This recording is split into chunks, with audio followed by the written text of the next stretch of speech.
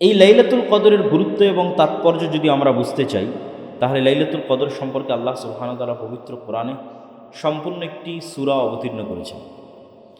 ইন্না আনজালনাহু ফি লাইলাতুল কদর, আমরা এই কিতাবকে অবতীর্ণ করেছি লাইলাতুল কদরের রাতে। ওয়ামা আদরাকা মা লাইলাতুল কদর, তোমরা কি জানো লাইলাতুল কদর কি? এই যে জিজ্ঞাসা করার স্টাইল, যে তোমরা কি জানো লাইলাতুল কদর কি, এটার দ্বারা মানুষের আগ্রহ তৈরি করা হয়। যখনই বড় কোনো বিষয় আল্লাহ সুবহানাহু ওয়া তাআলা অথবা তার রাসূল বলেন, তখন এই ধরনের উপস্থিত ব্যক্তিকে প্রশ্ন করার মাধ্যমে তাদের অ্যাটেনশন নেওয়া হয়, তাদের মনোযোগ আকর্ষণ করা হয়। যেমন অন্য সূরায় আল্লাহ বলছেন, আল কারিআতু মাল কারিআহ ওয়া মা আদরাকা মাল কারিআহ, মহাভয়ঙ্কর বিকট আওয়াজ, তোমরা কি জানো মহাভয়ঙ্কর বিকট আওয়াজ কি? দুইবার জিজ্ঞেস করেছে, যাতে মানুষ আগ্রহের সাথে পরের বাক্য শোনে যে আসলে কি এত গুরুত্বপূর্ণ কথা। রাসূল সাল্লাল্লাহু আলাইহি ওয়াসাল্লাম বহু হাদিসে এই জিনিসগুলো প্রয়োগ করেছেন। যেমন তিনি বলেন যে আতাদরুনা মাল গীবাহ, তোমরা কি জানো গীবত কি? মানুষ আগ্রহী হয়, না আমরা তো জানি না আল্লাহ, গীবত কি আপনি বলেন। তো আল্লাহ বলছেন, তোমরা কি জানো লাইলাতুল কদর কি? লাইলাতুল কদরি খায়রুম মিন আলফি শাহর, লাইলাতুল কদর হচ্ছে হাজার বছরের, হাজার মাসের ইবাদতের চাইতে উত্তম, বা হাজার মাসের চেয়ে শ্রেষ্ঠ। তো এই হাজার মাসের চেয়ে যে শ্রেষ্ঠ কথাটি বলা হলো, এখানে আল্লাহ সুবহানাহু ওয়া তাআলা নির্ধারণ করেননি যে হাজার মাসের সমান। এই জিনিসটা আমরা অনেক সময় বলতে ভুল করি যে লাইলাতুল কদর হাজার মাসের ইবাদতের সমান, এবং হিসাব করে অনেকে বলে দেয় যে 80 বছর, 83 বছর, 84 বছর এরকম একটা ইবাদতের সমান। আল্লাহ সুবহানাহু ওয়া তাআলা সমান বলেননি, আল্লাহ বলেছেন হাজার মাসের চেয়েও শ্রেষ্ঠ। তো এখানে ব্যাখ্যা করতে গিয়ে মুফাসসিরিন ইকরাম লিখেছেন যে আমরা যেমন বাংলা ভাষায় বলি সে লাখ লাখ টাকার মালিক, কত লাখ টাকা জানি না, অমুক কোটি কোটি টাকার মালিক, কত কোটি তা কিন্তু জানি না। তো মাত্রাতিরিক্ত অগণিত অসংখ্য বোঝানোর জন্য যেমন আমরা বলি যে লাখ লাখ কোটি কোটি, ঠিক আরবি ভাষায় অগণিত অসংখ্য বোঝানোর জন্য বলা হয় হাজার হাজার হাজার, তথা হাজারো মাসের চেয়ে উত্তম, তথা এক্সাক্ট 80 বছর, 85 বছর, 90 বছর এরকম নয়। এই হাজারো মাস 80-85 বছরের চাইতেও অনেক অনেক উত্তম। কত গুণে উত্তম আল্লাহ সুবহানাহু ওয়া তাআলা ভালো জানেন। তিনি যেহেতু নির্ধারণ করেননি, সেহেতু আমাদের জন্য এটি নির্ধারিত নয়, বরং এটা অগণিত অসংখ্য সীমাহীন হাজার মাসের চেয়েতেও কয়েক হাজার মাসের চেয়েতেও উত্তম হতে পারে। সেটার সীমা আল্লাহ সুবহানাহু ওয়া তাআলা জানেন। এই হাজার মাসের চেয়ে শ্রেষ্ঠ ঘোষণা করার পিছনের কিছু শানে নজুল তাফসীর ইবনে কাসিরে উল্লেখ করা আছে। এটা বুঝার সুবিধার্থে বলা, সত্য মিথ্যা পরে বুঝার সুবিধার্থে, যে একদা রাসূলুল্লাহ সাল্লাল্লাহু আলাইহি ওয়াসাল্লাম সাহাবীদের সামনে তিনি বনু ইসরাইলের এক ব্যক্তির আলোচনা করলেন যে 80 বছর একটানা আল্লাহ সুবহানাহু ওয়া তাআলার ইবাদত করেছিল। আরেক বর্ণনায় আছে যে একদিন রাসূলুল্লাহ সাল্লাল্লাহু আলাইহি ওয়াসাল্লাম বনু ইসরাইলের 4 জন নবীর নাম বললেন, আইয়ুব, জাকারিয়া, ঈসা বিন নূন এবং আরেকজন। এই 4 জন নবী যারা একটানা 80 বছর ইবাদত করেছে এবং 80 বছর ইবাদতের মধ্যে কোনো গুনাহ শামিল করেনি। আবাদুল্লাহ 80 আমান লাম ইয়াসুহু তরফাত আইন, 80 বছর একটানা আল্লাহর ইবাদত করেছে, যেখানে এক চুল পরিমাণও তারা গুনাহ সংঘটিত করেনি। তখন আজিবাত উম্মাত মুহাম্মাদিন সাল্লাল্লাহু আলাইহি সাল্লাম, উপস্থিত সাহাবীরা খুব আশ্চর্য হল যে আমাদের তো হায়াত অত বেশি নয়, হায়াত সংক্ষিপ্ত, ছোট। গড় হায়াত উম্মতে মুহাম্মাদের 60 বছর। তাহলে উম্মতে মুহাম্মাদের এই সংক্ষিপ্ত ছোট হায়াত নিয়ে অতীত উম্মতের চাইতে বেশি ইবাদত করা কখনোই সম্ভব নয়। তাহলে তারা অতীত উম্মতের চাইতে ইবাদতের দিক থেকে শ্রেষ্ঠ হওয়ার প্রতিযোগিতায় পিছিয়ে। তাহলে যেহেতু অতীত উম্মতের চাইতে ইবাদতের দিক থেকে শ্রেষ্ঠ হওয়ার প্রতিযোগিতায় পিছিয়ে, এই জন্য আল্লাহ সুবহানাহু ওয়া তাআলা তাদের জন্য অফার সেট করলেন। বিভিন্ন দিন, বিভিন্ন রাতের অফার বন্টন করা হলো, যে অফারগুলো যদি কেউ অ্যাকসেপ্ট করে, অফারগুলো যদি কেউ গ্রহণ করে, তাহলে সেই ইবাদতের প্রতিযোগিতায় অল্প হায়াত নিয়েও অতীত উম্মতের চাইতে বেশি ইবাদত করে ফেলবে। তাহলে সেই অফারগুলোর মধ্যে সবচেয়ে বড় অফার হচ্ছে লাইলাতুল কদর। এক রাত সমান হাজার মাসের চেয়েও, তারা যে 80 বছর ইবাদত করেছিল তার চেয়েও শ্রেষ্ঠ। তাহলে কি হলো, হায়াত অল্প কিন্তু ইবাদতের পাল্লায় অতীতের উম্মতের সাথে প্রতিযোগিতার দৌড়ে আপনি টিকে থাকার সুযোগ পেলেন। অন্তত আপনার চেষ্টা করার সুযোগ থাকলো যে আমরাও তাদের মতো ইবাদত করে শ্রেষ্ঠ থেকে শ্রেষ্ঠতম জান্নাতের অধিকারী হতে পারি কিনা। সম্মানিত উপস্থিতি, তো লাইলাতুল কদরের যে সূরাটি আমরা অধ্যয়ন করছিলাম, সেই সূরার তৃতীয় আয়াত ছিল লাইলাতুল কদর খায়রুম মিন আলফি শাহর, হাজার মাসের চেয়ে শ্রেষ্ঠ। তানাজ্জালুল মালাইকাতু ওয়ার রূহ ফিহা বিইজনি রাব্বিহিম মিন কুল্লি আমর। তানাজ্জাল মানে ধারাবাহিকভাবে অবতীর্ণ হওয়া, তানাজ্জাল বা তাতানাজ্জাল একাধারে অবতীর্ণ হতে থাকা। এই রাতে একাধারে অবতীর্ণ হতে থাকে। আল্লাহ বলছেন এই সূরার মধ্যে আল মালাইকা ফেরেশতাগণ, ওয়ার রূহ জিবরিল আমিন, ফিহা মানে এই রাতে বিইজনি রাব্বিহিম তাদের প্রতিপালকের অনুমতিতে, এই রাতে তাদের প্রতিপালকের অনুমতিতে জিবরাইল এবং ফেরেশতাগণ জমিনে ধারাবাহিকভাবে অবতীর্ণ হতে থাকে। সালামুন হিয়া হাত্তা মাতলাইল ফজর, আর এই অবতরণ বা এই বরকত অব্যাহত থাকে ফজর পর্যন্ত। তো এই অবতরণের সংখ্যা নির্ধারণ করতে গিয়ে রাসূলুল্লাহ সাল্লাল্লাহু আলাইহি ওয়াসাল্লাম তিনি বলেন যে এই রাতে প্রায় প্রত্যেক ধূলিকণা এবং বালিকণার সাথে ফেরেশতা থাকে। মানে পৃথিবীর এমন কোনো ইঞ্চি জায়গা খালি থাকে না যেই ইঞ্চি জায়গার সাথে ফেরেশতা থাকে না। এবং এত মাত্রাতিরিক্ত পরিমাণ ফেরেশতা অবতীর্ণ হওয়ার কারণ কি, যে এত বেশি পরিমাণে ফেরেশতা কেন অবতীর্ণ হচ্ছে? আপনারা সকলেই অবগত আছেন যে ফেরেশতাদের অবতীর্ণ হওয়ার সাথে বরকতের একটা সম্পর্ক আছে। এবং আমরাও জানি যে যখনই কোথাও ফেরেশতা অবতীর্ণ হয় তখন ফেরেশতার সাথে সেখানে বরকত সম্পৃক্ত থাকে। এর অসংখ্য দলিল এবং উদাহরণ আমরা তুলে ধরতে পারব।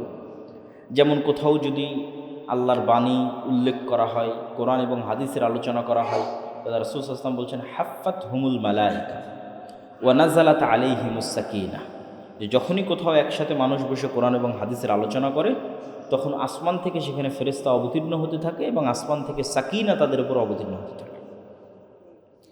ঠিক আপনারা জানেন বাড়িতে প্রবেশ করার ক্ষেত্রে, বাড়ি থেকে বের হওয়ার ক্ষেত্রে প্রত্যেক যেখানে বরকতের কথা বলা আছে সেখানে ফেরেশতা কানেক্টেড। রাসূল সাল্লাল্লাহু আলাইহি ওয়াসাল্লাম বলছেন যেই বাড়িতে কুকুর আছে, যে বাড়িতে ছবি আছে, সেই বাড়িতে বরকত এবং রহমতের ফেরেশতা প্রবেশ করে না।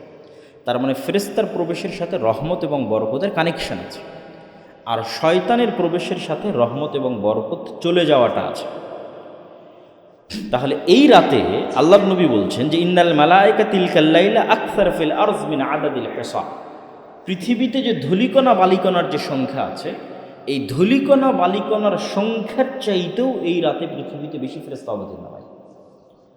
তাহলে এত বেশি ফেরেশতা অবতীর্ণ হওয়ার কারণ হচ্ছে এই রাতে এত বেশি বরকত অবতীর্ণ, যেটা আমরা বুঝাতে চাচ্ছিলাম যে ফেরেশতার সাথে বরকত সম্পৃক্ত। এই জন্য যে আয়াত দিয়ে আমরা শুরু করেছি সেই আয়াতে আল্লাহ সুবহানাহু ওয়া তাআলা বলেছেন ইন্না আনজালনাহু ফি লাইলাতিন মুবারাকা, আমরা এই কোরআনকে অবতীর্ণ করেছি বরকতময় রাতে।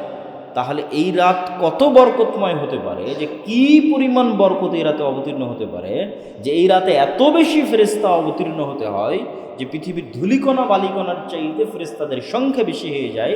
তার কারণ হচ্ছে এই রাতে বরকতের সংখ্যা এত আনলিমিটেড। সম্মানিত উপস্থিতি, এবং এই ধারা অব্যাহত থাকে। আল্লাহ সুবহানাহু ওয়া তাআলা বলছেন সালামুন হিয়া হাত্তা মাতলাইল ফজর, ফজর পর্যন্ত, তথা ওই রাতের ফজর পর্যন্ত এই ধারা অব্যাহত থাকে। এই রাতের গুরুত্ব এবং ফজিলত আমরা যেমন এই সূরা থেকে জানতে পারি, যে সূরাটি আমরা পড়লাম, ঠিক রাসূলুল্লাহ সাল্লাল্লাহু আলাইহি ওয়াসাল্লামের আমল থেকেও জানতে পারি।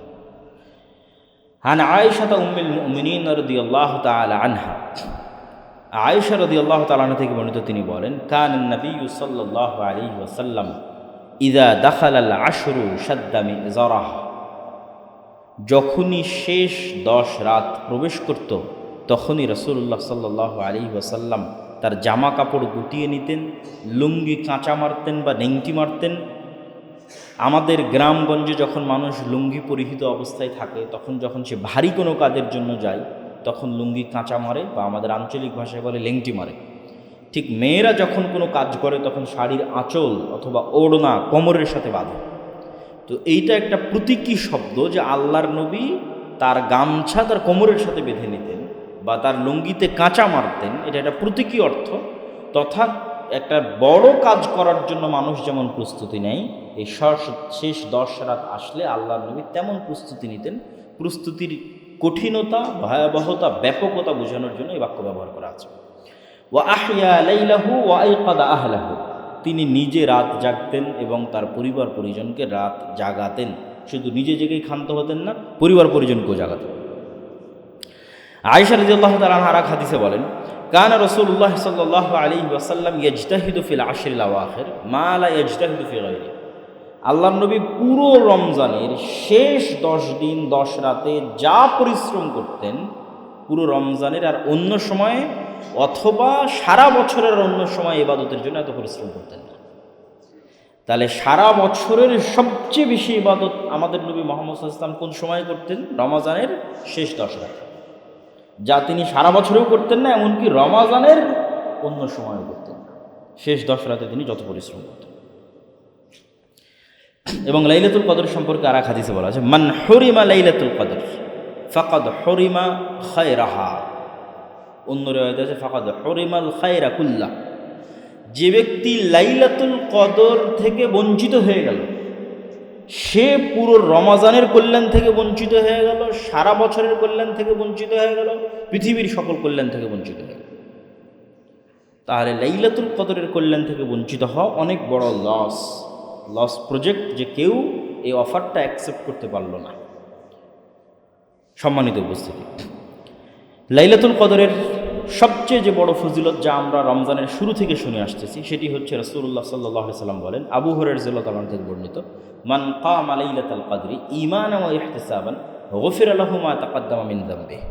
যে ব্যক্তি লাইলাতুল কদর পেয়ে গেল, লাইলাতুল কদরে ইবাদত করার সুযোগ পেল, তথা কেউ তো জানে না লাইলাতুল কদর কবে, তো চেষ্টা করতে করতে কেউ লাইলাতুল কদর পেয়ে গেছে এবং সে লাইলাতুল কদর জাগ্রত করে আল্লাহর ইবাদত করেছে, তাহলে যে লাইলাতুল কদর জাগতে পারলো, তার ভাগ্যে মিলে গেল, চান্স পেয়ে গেল, তার অতীতের সকল গুনাহ ক্ষমা হয়ে গেল।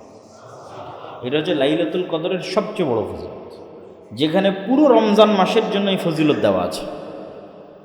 যে রমজান মাসে 30 দিন একটানা সিয়াম পালন করলে অতীতের সকল গুনাহ ক্ষমা, তাহলে অতীতের সকল গুনাহ ক্ষমা নেওয়ার জন্য 30 দিন না খেয়ে থাকতে হচ্ছে।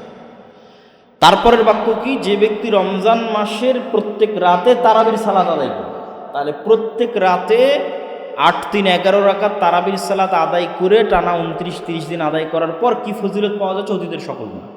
তাহলে একদিকে 30 দিনের সিয়াম, একদিকে 30 দিনের তারাবি, আর একদিকে শুধু এক রাতের ইবাদত, ফজিলত সমান। তথা 30 দিন পরিশ্রম করে সিয়াম পালন করে আমি যে ফজিলত পাচ্ছি, সেই ফজিলত আমি শুধু এক রাতের ইবাদতের ভিত্তিতে পেয়ে যাচ্ছি, সেটা হচ্ছে লাইলাতুল কদর।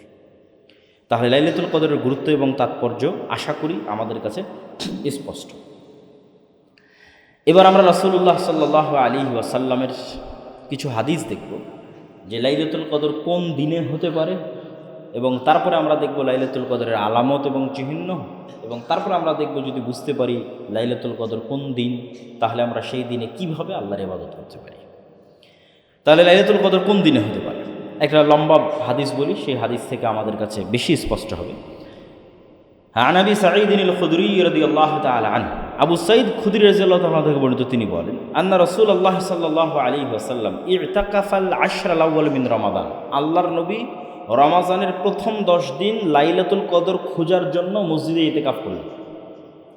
লাইলাতুল কদর খুঁজবেন, এই জন্য প্রথম 10 দিন, রমাজানের প্রথম 10 দিন মসজিদে ইতিকাফ করে আল্লাহর ইবাদত করেন।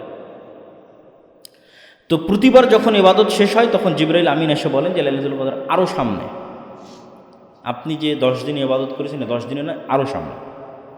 সুম্মা আতাকাফাল আশরাল আউসাত, অতঃপর রাসূল সাল্লাল্লাহু আলাইহি ওয়াসাল্লাম রমাজানের মধ্যের 10 দিন রাত জেগে মসজিদে ইতিকাফ করলেন এবং ইবাদত করলেন। জিবরিল আমিন তাকে বলল লাইলাতুল কদর আরও সামনে। রাসূলুল্লাহ সাল্লাল্লাহু আলাইহি ওয়াসাল্লাম রমাজানের শেষ 10 দিন মসজিদে ইবাদত করলেন এবং তিনি সাহাবীদেরকে বললেন, ফামান আহাব্বা মিনকুম আন ইয়াতাকিফ ফালইয়াতাকিফ আল আশরাল আওয়াখির। তোমাদের মধ্যে যারা লাইলাতুল কদর খোঁজার জন্য ইতিকাফ করতে চায়, তারা যেন রমাজানের শেষ 10 রাত বা রমাজানের শেষ 10 দিন ইতিকাফ করে এবং এই শেষ 10 দিনের 10 রাতে যেন সেই লাইলাতুল কদর অনুসন্ধান করে। ইন্নী উরিতুহা লাইলাতুল কদর, আমাকে লাইলাতুল কদর দেখানো হয়েছে, আমি দেখছি। ইন্নী আসজুদু সাবিহাতাহা ফিতিনিন ওয়া মাইন, যে আমি লাইলাতুল কদরে সিজদা করছি কর্দমাক্ত মাটির উপরে, যেখানে পানি এবং মাটি মিশ্রিত আছে। তো সাহাবী বলছেন যে 1/21 রাতে, ওই 1/21 রাতে, বারবার নির্ধারিত কোনো তারিখ মনে করা যাবে না, এটা 21 রাতের ঘটনা। সাহাবী বলছেন যে ওয়াকাদ কামা ইলা সুবহি ফামাতারাতিস সামা, 1/21 রাতে আমরা রাসূলের সাথে ইবাদত করলাম। ফামাতারাতিস সামা, আসমান বৃষ্টি বর্ষণ করল। ফাআবসারতু তিন ওয়াল মা ফাখারাজা হিনা ফারাগা মিন সালাতিস সুবহি, আমরা কর্দমাক্ত পানি এবং মাটির উপরেই সালাত আদায় করলাম। এমনকি সকালবেলা যখন আল্লাহর নবী মসজিদ থেকে বের হচ্ছিলেন, ওয়া জাবিনুহু ওয়া রাউসাতু আনফিহি ফীহিমা তিন ওয়াল মা, আল্লাহর নবীর কপালে এবং নাকে সিজদার সময় তিনি যে কর্দমাক্ত মাটি দিয়ে এবং পানি দিয়ে সিজদা করেছেন, সেই মাটি এবং কাদা পানি তার কপালে এবং তার নাকে লেগেছে।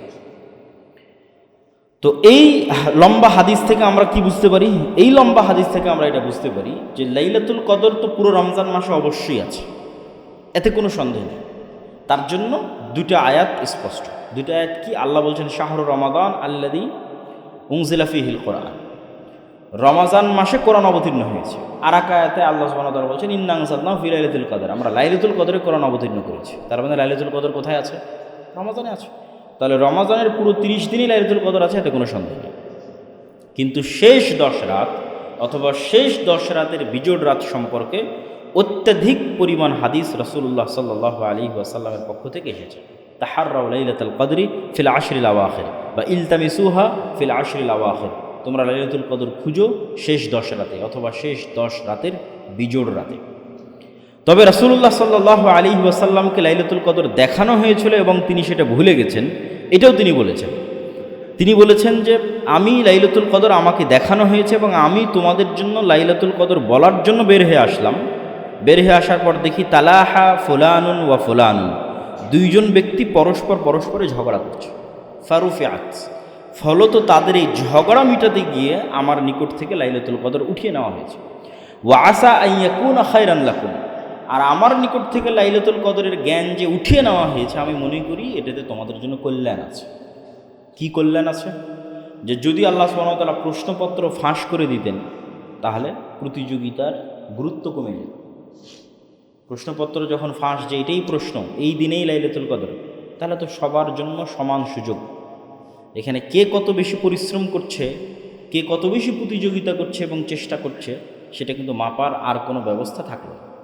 যখন প্রশ্নপত্র ফাঁস হয়নি, তখন যে যেমন পরিশ্রম করবে তার পাওয়ার চান্স তেমন। যারা আল্লাহর ইস্তাবিকু ফিল খায়রাত, কল্যাণের কাজে, সাবিকু ফিল খায়রাত, কল্যাণের কাজে যারা প্রতিযোগিতা করে, সবচেয়ে বেশি পরিশ্রমী স্টুডেন্ট যদি হয়, তাহলে রমজানের প্রত্যেক রাতে আল্লাহর ইবাদত করবে। তো আল্লাহর যে সবচেয়ে বেশি পরিশ্রমী ছাত্র, সে ভালো রেজাল্ট করবে, তার তো মিস হওয়ার কোনো চান্স নেই। কম পরিশ্রমী ছাত্র, সে হয়তো মাঝে মধ্যে করবে, মাঝে মধ্যে ছাড়বে। যে তার চেয়ে কম পরিশ্রমী ছাত্র, সে শেষ 10 রাতে ইবাদত করবে।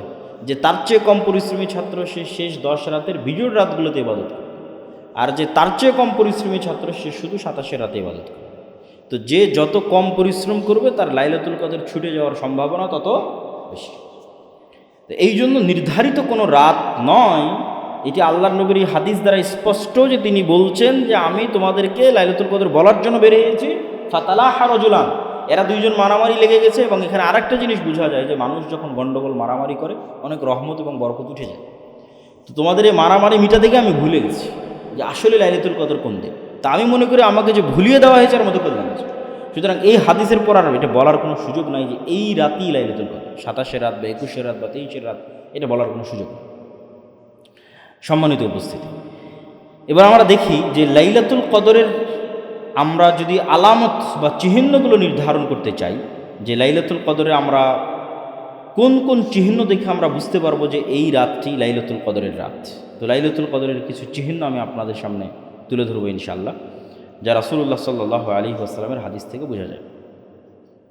আন উবাই ইবনে কাব রাদিয়াল্লাহু তাআলা আনহু, উবাই ইবনে কাব রাদিয়াল্লাহু তাআলা বলতে তিনি বলেন, আখবারানা রাসূলুল্লাহ সাল্লাল্লাহু আলাইহি ওয়াসাল্লাম আন্নাহা তাতলু ইয়াওমাইদিন লা শুআ লাহা, লাইলাতুল কদরের পরবর্তী যে সকালের সূর্যটা উদিত হবে, এই সূর্যের যে অগ্নিরশ্মি, আগুনের যে তেজ থাকে, সূর্যের যে তেজ থাকে, এই তেজ অনেক কম থাকবে, তেজস্বীবিহীন ম্রিয়মান সূর্য হবে। আব্দুল্লাহ বিন আব্বাস রাদিয়াল্লাহু আনহুর মধ্যে তিনি বলেন, রাসূলুল্লাহ সাল্লাল্লাহু আলাইহি ওয়াসাল্লাম বলেছেন, লাইলাতুল কদর লাইলাতুন সামহাতুন তালকা। লাইলাতুল কদর হচ্ছে স্বচ্ছ টলটলে পানির মতো স্বচ্ছ রাত, গুমোট অন্ধকারাচ্ছন্ন রাত নয়। লা হাররাতা ওয়ালা বারিদাতা, এই রাতে প্রচণ্ড গরম এবং প্রচণ্ড শীত অনুভূত হবে না, নাতিশীতোষ্ণ রাত। এবং এই রাতের পরবর্তী যে সূর্য উদিত হবে, সেই সূর্যের অগ্নিরশ্মি, লাল রশ্মির তেজ থাকবে কম। তাহলে লাইলাতুল কদরের যে আলামতগুলো, এই আলামতগুলো যদি আমরা একত্রিত করি, আগের একটা আলামত বক্তব্যের মধ্যেই চলে গেছে যে রাসূল সাল্লাল্লাহু আলাইহি ওয়াসাল্লাম স্বপ্নে দেখছেন যে তিনি পানি এবং বৃষ্টির মধ্যে, কাদামাটির মধ্যে তিনি সিজদা করছেন, এবং সেই রাতে সাহাবী বর্ণনা দিচ্ছেন যে বৃষ্টি হয়েছিল এবং মসজিদে নববী কর্দমাক্ত হয়ে গেছিল এবং কর্দমাক্ত মাটিতে আল্লাহ নবী সিজদা করেছেন।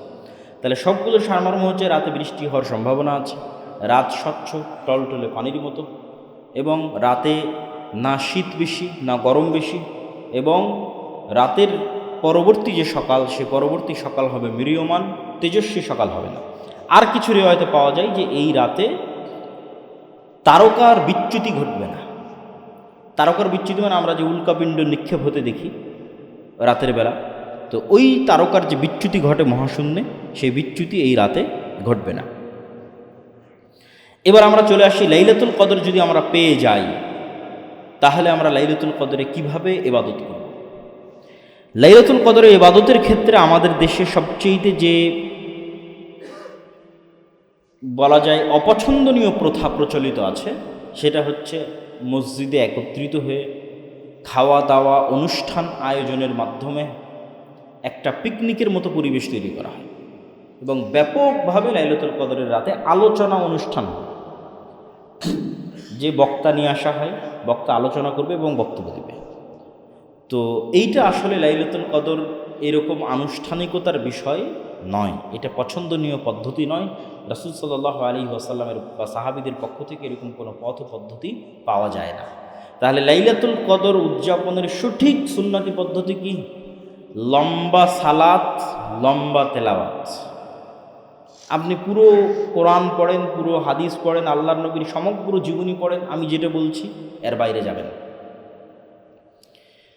আপনি বলবেন যে আমার তো কোরআন পড়তে ভালো লাগে, আমার জিকির আজকার তাসবিহ তাহলিল করতে ভালো লাগে, আমার দোয়া করতে ভালো লাগে। আপনি বলেন কোন কাজটা আপনি সালাতের মধ্যে করতে পারবেন না? এবং আল্লাহর নবীর ইতিহাস খুলে পড়ে দেখেন, আয়েশা রাদিয়াল্লাহু তাআলা কি বলছে, লা তাসআল আন তুলিহিন্না ওয়া হুসনিহিন্না। আল্লাহর নবীর এক একটা রুকু সূরা বাকারা তেলাওয়াতের সমান হতো, এক একটা সিজদা সূরা আলে ইমরান তেলাওয়াতের সমান হতো। আয়েশা রাদিয়াল্লাহু বলছে, তোমরা এটার লম্বা সম্পর্কে, যেটা কত দীর্ঘ হতো এবং এটার সৌন্দর্যতা সম্পর্কে আমাকে জিজ্ঞেস করিও না। তাহলে আপনি সালাতে দাঁড়িয়ে এবার তেলাওয়াত করছেন, কত আপনার কোরআন তেলাওয়াত করার ইচ্ছা, সেটা এবার আপনি সালাতে দাঁড়িয়ে তেলাওয়াত করেন। তাহলে সালাতের মধ্যেই তেলাওয়াত হচ্ছে, লম্বা তেলাওয়াত। আপনার কত তাসবিহ তাহলিল করার ইচ্ছা, সুবহান রাব্বিয়াল আযীম, সুবহান রাব্বিয়াল আলা, নিজেই তাসবিহ।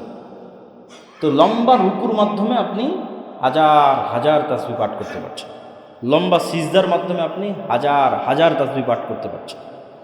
আপনার দোয়া করার দরকার, সালাম ফিরানোর পূর্বে কোরআন এবং হাদিসের এমন কোনো দোয়া নাই যে আপনি পড়তে পারবেন। তাহলে লম্বা সালাতই একমাত্র সুন্নতি পদ্ধতি রাসূল সাল্লাল্লাহু আলাইহি ওয়াসাল্লামের লাইলাতুল কদর উদযাপনের, যেখানে লম্বা তেলাওয়াত হবে, রুকু সিজদা লম্বা হবে তথা লম্বা তাসবিহ তাহলিল হবে, এবং সালাম ফিরানোর বৈঠকও লম্বা হবে তথা লম্বা দোয়া হবে। হ্যাঁ, এর বাইরেও মানুষ পার্সোনালি কোরআন তেলাওয়াত করতে পারে, জিকির আজকার করতে পারে, দোয়া করতে পারে, সেটা আমরা নিষেধ করছি না, অবশ্যই করা যাবে। কিন্তু সুন্নতি পদ্ধতির কথা বলতেছি যে পুরো 11 রাকাত সালাত আদায় করতে পুরো রাত শেষ হয়ে যাবে। এটা হচ্ছে রাসূল সাল্লাল্লাহু আলাইহি ওয়াসাল্লামের লাইলাতুল কদর উদযাপনের সবচেয়ে সুন্নতি এবং সবচেয়ে উত্তম পদ্ধতি। আর যদি আমরা জানতে পারি, রাসূল সাল্লাল্লাহু আলাইহি ওয়াসাল্লাম আয়েশা রাদিয়াল্লাহু আনহা জিজ্ঞেস করছে যে ইন ওয়াফাকতু লাইলাতুল কদর, যদি আমার ভাগ্যে মিলে যায় লাইলাতুল কদর, বুঝতে পারি মনে হচ্ছে আজকে লাইলাতুল কদর, আল্লাহ নবী বলছেন আল্লাহুম্মা ইন্নাকা আফুউন তুহিব্বুল আফওয়া ফাআফু আন্নী, যে আল্লাহ আপনি ক্ষমাশীল, ক্ষমাকে ভালোবাসেন, আমাকে ক্ষমা করে দেন। তো এখানে এই কথা থেকে একটা শিক্ষা আছে যে শুধু লাইলাতুল কদর নয়, যে কোনো দিনে যে কোনো সময় মানুষ যদি বুঝতে পারে যে এটা দোয়া কবুলের মুহূর্ত, বা সে আল্লাহ সুবহানাহু ওয়া তাআলার খুব কাছাকাছি এবং খুব নিকটে পৌঁছে গেছে এবং খুব বেশি ক্রন্দনের সাথে আল্লাহর কাছে দোয়া করতে পারছে, তাহলে মানুষের যদি একটা জিনিসই চাওয়ার সুযোগ দেওয়া হয়, তাহলে মানুষকে কোন জিনিসটা চাওয়া উচিত? ক্ষমা।